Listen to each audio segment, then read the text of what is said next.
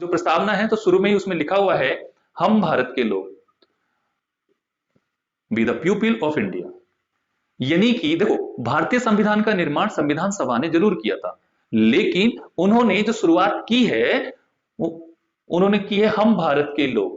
क्या मतलब हुआ इस बात का? इस बात का यह तात्पर्य है कि जो संविधान है उसका जो निर्माण हुआ है वो भारत के लोगों के लिए है और भारतीयों की इच्छा अनुसार है। हम भारत के लोग, जो संविधान की शक्ति है वो भारत की जनता में निहित है। आती है बात समझ में? और ये जो शब्द है हम भारत के लोग, ये समरूप है संयुक्त राष्ट्र संघ की उद्देशिका से। उसमें भी लिखा हुआ है हम संयुक्त राष्ट्र के लोग। ठीक है, आगे है भारत को एक संपूर्ण प्रभुत्व संपन्न।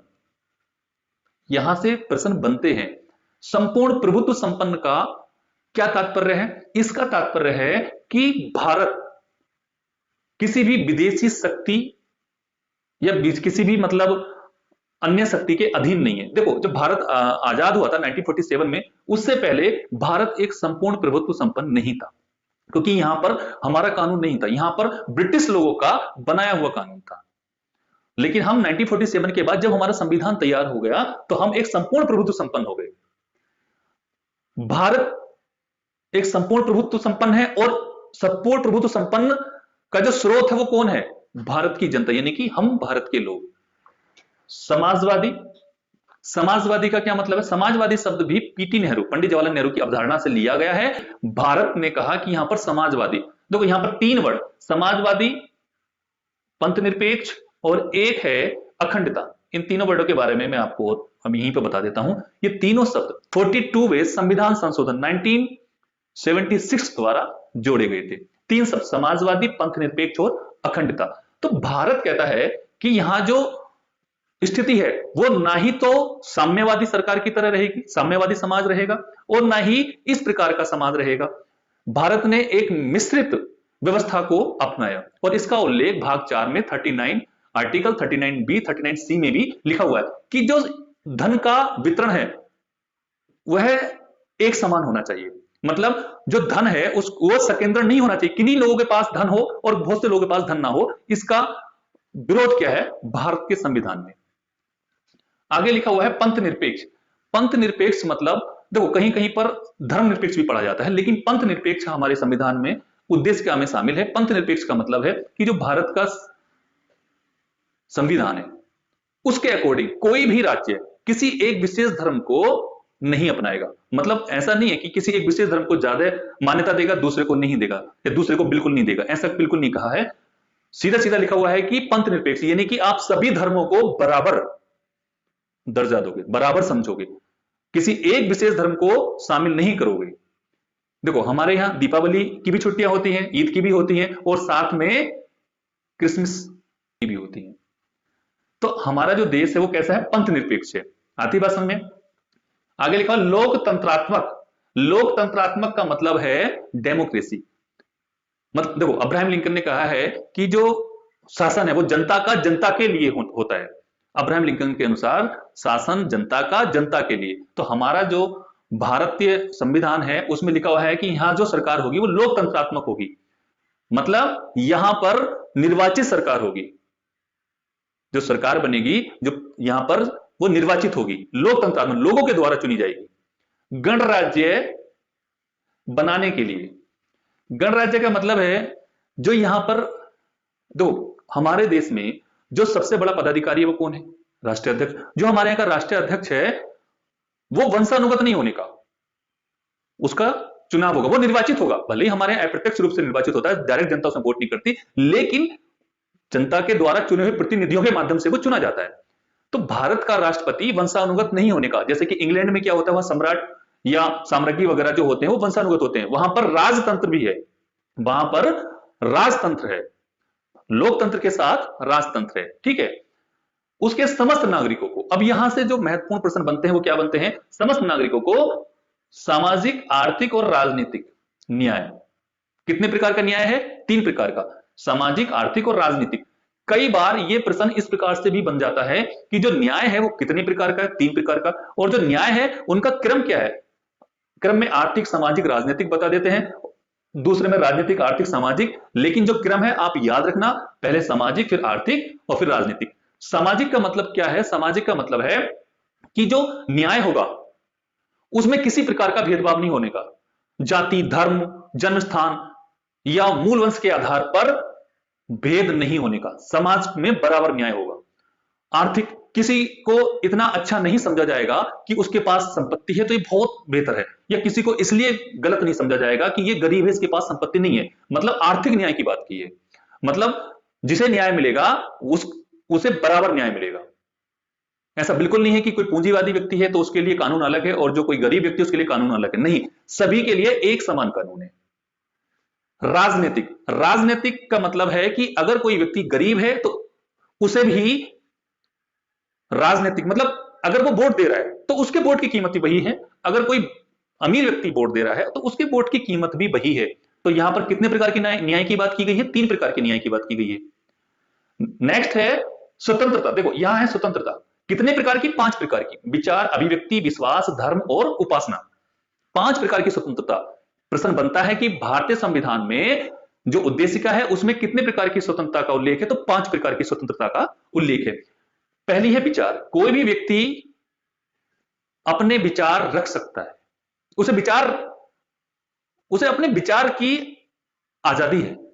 अभिव्यक्ति, ये थोड़ा इससे व्यापक हो जाता है, वह अपने विचारों को या अपनी किसी भी कला को या अपनी किसी भी बात को अभिव्यक्त कर सकता है, उस पर कोई रोक नहीं है। विश्वास की, कोई भी व्यक्ति किसी भी पार्टी पर, किसी भी पर विश्वास कर सकता है। ऐसा नहीं है कि कोई व्यक्ति अगर भाजपा पर विश्वास कर रहा है तो वो भाजपा पर ही करेगा, नहीं, कोई व्यक्ति कांग्रेस पर भी कर सकता है, कोई व्यक्ति मतलब किसी पर भी विश्वास कर सकता है, उस पर कोई भी प्रतिबंध नहीं है। धर्म, आपको धर्म मानने की स्वतंत्रता है, मतलब आप अपने इच्छा अनुसार कोई भी धर्म को मान सकते हो, कोई भी राज्य उस पर रोक नहीं लगा सकता। उपासना, अगर आप उपासना कर रहे हो, किसी भी धर्म से आप रिलेटेड हो और उपासना करने की जो भी प्रणाली है, जो भी पद्धति है, या जिस तरीके से भी आप करना चाह रहे हो तो आप उस तरीके से करोगे। यहां पर संविधान ऐसा आपको, मतलब संविधान यहां आपको ऐसी स्वतंत्रता देता है। कैसी स्वतंत्रता देता है? कि आप किसी भी तरीके से उपासना कर सकते हो। अगर आपको माता रानी के मंदिर जाना है तो वहां पर आप 21 रुपए का प्रसाद भी ले जा सकते हो और वहां पर आप 1100 रुपए का प्रसाद भी ले जा सकते हो। कोई रोक टोक नहीं है कि 11 रुपए वाला वहां प्रसाद लेकर नहीं जा सकता। क्लियर है? नेक्स्ट है प्रतिष्ठा और अवसर की समानता। देखो हमें कितने प्रकार का न्याय है? 3 प्रकार का, और स्वतंत्रता 5 प्रकार की। तो ये एक प्रतिष्ठा के तहत, ठीक है। और अवसर, जो अवसर मिलेंगे वो आपको बराबर मिलेंगे, समान। यानी कि प्रतिष्ठा वर्ड आप समझ रहे होंगे कि आपका जो स्टेटस है, ठीक है, वो एक जैसा होना चाहिए। मतलब भारतीय संविधान ये कहता है कि जो प्रतिष्ठा है, जो स्टेटस है, वो सभी का बराबर होना चाहिए और उन्हें सभी को बराबर अवसर की समानता, यानी कि उन्हें सभी को बराबर अवसर मिलना चाहिए, इसकी समानता रखने की बात की गई है भारतीय संविधान की प्रस्तावना में। समता प्राप्त करने के लिए तथा उन सब में व्यक्ति की गरिमा, मैंने ये वर्ड ब्लैक से लिखे हैं, इन्हें आप थोड़ा ध्यान रखिएगा, जो मैंने हाईलाइट किए हैं, कि व्यक्ति की गरिमा, यानी कि किसी भी व्यक्ति को गरिमा से जीने का अधिकार है। ये आर्टिकल 21 में भी है, जो जीने का अधिकार है, व्यक्ति को गरिमा के साथ जीने का अधिकार है। और राष्ट्र की एकता और अखंडता। एकता मतलब आपने देखा है कि हमने भारत को एक रखने की कोशिश की, कोई भी राज्य भारत से अलग नहीं हो सकता। भारत एक है, कोई राज्य को अधिकार नहीं कि वो भारत से अलग हो जाए, एक राज्य, ठीक है। और उसकी अखंडता, एक रहेंगे तो वो अखंड रहेगा, वो टुकड़ों में विभाजित नहीं होगा। अखंडता सुनिश्चित करने वाली बंधुता, ये बहुत महत्वपूर्ण शब्द है, बंधुता। देखो अखंडता, समाजवादी, पंथ निरपेक्ष, 42वां संविधान संशोधन 1976 में जोड़े गए थे। क्लियर है? और सुनिश्चित करने वाली बंधुता बढ़ाने के लिए, बंधुता मतलब भाईचारा, भाईचारा बढ़ाने के लिए आज हम दृढ़ संकल्प होकर अपनी इस संविधान सभा में दिनांक 26 नवंबर 1949, कौन सी डेट है? 26 नवंबर 1949 को, और मैंने संबत भी लिखा है 2006 विक्रमी को, एतद द्वारा इस संविधान को अंगीकृत, अधिनियमित और आत्म अर्पित करते हैं। 3 वर्ड यहां से प्रश्न बनते हैं। पहला प्रश्न, भारतीय संविधान को कब अपनाया गया? 26 नवंबर 1949 को। आपको मालूम है 16 अनुच्छेद यहां अपनाए गए थे। कभी प्रश्न यह भी आ जाता है कि भारतीय संविधान लागू कब हुआ? तो 26 जनवरी 1950। प्रश्न यह भी आ जाता है कि भारतीय संविधान को कब एडॉप्ट किया गया, कब अधिनियमित किया गया, कब आत्मर्पित किया गया, तो 26 नवंबर 1949। और ये 26 नवंबर 1949 हम विधि दिवस के रूप में भी मनाते हैं। अगर प्रश्न आता है कि भारत का विधि दिवस किस दिन मनाते हैं, तो 26 नवंबर को मनाते हैं। यहां तक समझ में आया? ठीक है, नेक्स्ट मैं आपको बताता हूं कि जो ये प्रस्तावना है इसकी अवधारणा कहां से ली गई है। इस प्रस्तावना की अवधारणा ली गई है यूएसए से, संयुक्त राज्य अमेरिका से प्रस्तावना की अवधारणा ली गई है। प्रस्तावना की भाषा जो है वो ऑस्ट्रेलिया से ली गई है। यहां से प्रश्न बने हैं, आती बात समझ में? देखो, भारत की जो प्रस्तावना है, ये जो संविधान है, उसका स्वरूप कैसा है? उसका स्वरूप है, भारत का जो स्वरूप बताया वो संपूर्ण प्रभुत्व संपन्न है, समाजवादी है, पंथ निरपेक्ष है और लोकतंत्रात्मक गणराज्य है। आती इतनी बात समझ में? ये भारत का स्वरूप है। मैंने इनके बारे में जो ये शब्द है, संपूर्ण प्रभुत्व संपन्न, समाजवादी, पंथ निरपेक्ष और लोकतंत्रात्मक गणराज्य, यहां पर उसके बारे में हमने समझ लिया है। ठीक है, संविधान का उद्देश्य क्या? हमारे संविधान का क्या उद्देश्य है? उसका उद्देश्य है न्याय, स्वतंत्रता, समानता और बंधुत्व की भावना, भाईचारे की भावना ये बनी रहे, सभी को बराबर न्याय मिले, स्वतंत्रता मिले, समानता मिले, ये संविधान का उद्देश्य है। अब यहां से जो मैं ये प्रश्न मैंने एक दो और लिखे हैं, यहां से भी प्रश्न बन जाता है, क्या प्रस्तावना संविधान का भाग है? ये जितने भी मैं प्रश्न आपको बताया हूं, ये यहां से प्रश्न बनते हैं। कभी कभी तो मेंस परीक्षा में यहां के वर्ड उठाकर पूछ लिया जाता है कि भारतीय प्रस्तावना में जो समानता की भावना है उसके बारे में संक्षेप में विवरण दीजिए। इस प्रकार से यहां से एक एक वर्ड उठकर भी मेंस की परीक्षाओं में प्रश्न बने हैं। ठीक है, तो यहां से भी प्रश्न बन रहा है। इनरी देखो, मैं एक बार फिर आपको बता दूं कि क्या प्रस्तावना संविधान का भाग है? यह प्रश्न अगर पूछा जाता है तो इसमें एक फैसला हुआ था सुप्रीम कोर्ट का, इनरी बेरूबारी विवाद 1960 में। इसमें कहा था कि प्रस्तावना संविधान का भाग नहीं है। क्या कहा था इनरी बेरूबारी विवाद में 1960 में कि जो प्रस्तावना है वो संविधान का भाग नहीं है। लेकिन इसके 13 साल बाद एक ऐतिहासिक फैसला, यानी कि भारतीय संविधान में एक न्यायिक जो फैसला है, जो अब तक का सबसे बड़ा न्यायिक फैसला माना जाता है, केशवानंद भारती बनाम केरल राज्य 1973, यहां पर एक डिसीजन होता है 1973। उस समय भारत में जो सीजेआई थे, चीफ जस्टिस ऑफ इंडिया थे, वो एसएम सीकरी थे। और देखो 1973, इसकी मैं डेट भी आपको बता दूं, 24 अप्रैल 1973, 24 अप्रैल, जबकि 24 अप्रैल आपको पता है भारत में पंचायत दिवस मनाया जाता है, और 24 अप्रैल 1973 में ही ये लागू हुआ था। और 24 अप्रैल 1973 को एक महान क्रिकेटर रहे हैं, उनका जन्मदिन सचिन तेंदुलकर अभी हाल ही में बीता है। तो केशवानंद भारती बनाम केरल राज्य का जो फैसला आता है, उसमें कहा गया कि प्रस्तावना संविधान का एक महत्वपूर्ण भाग है, यानी कि इसके फैसले को यहां से पलट दिया। इसने कहा प्रस्तावना संविधान का एक महत्वपूर्ण भाग है और इसमें संशोधन भी किया जा सकता है। क्लियर है?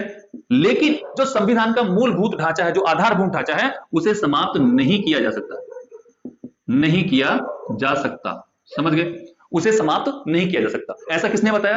केशवानंद भारती बनाम केरल राज्य 1973, 13 जजों की बेंच बैठी थी और ये डिसीजन लिया था। आती इतनी बात समझ में? और एक दो ये महत्वपूर्ण है, यहां से प्रश्न ये भी बन जाते हैं कि किसने कहा था कि प्रस्तावना संविधान की जन्म कुंडली है। ये कि प्रस्तावना संविधान की जन्मपत्री है या जन्म कुंडली है? के एम मुंशी ने कहा था। ये प्रस्तावना नहीं है, ये थोड़ा देख लेना, ये संविधान है।